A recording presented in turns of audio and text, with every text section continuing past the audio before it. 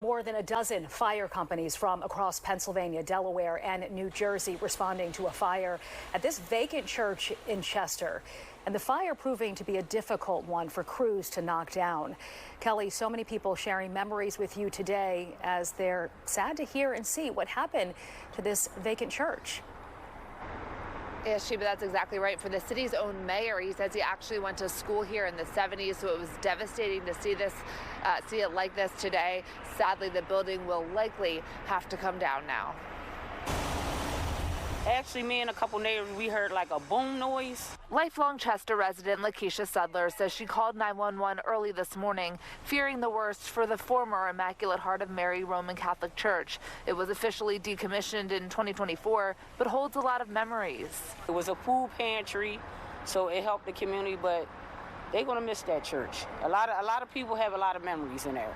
Like I said, it's been like a school. I had to come right down here. There's only one structure, 1 in Norris, but more devastating to guys like myself, guys and gals like myself, who as kids went to Catholic school here in Chester. This is the very school that I went to. Mayor Stefan Rude said he sent pictures of the scene to former classmates as fire crews responded. The Chester Fire Department says they got the call just before 6 a.m. to West 2nd Street for a report of wires down and then quickly found a fire. They called a second alarm about an hour later due to its size and nature. There was actually a mayday called.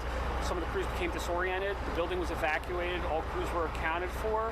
And at that point, we struck a third alarm and went to a defensive operation since then.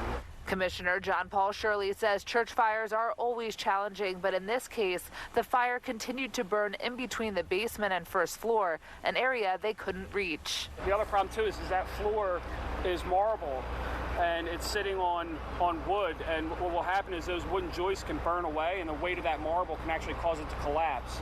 So there's been firefighters killed in other cities when they operate in buildings like this. Fortunately, no one was injured in the fire. Sudler, like many, had hoped the building, which is currently for sale, could have a new future. It's been here for years.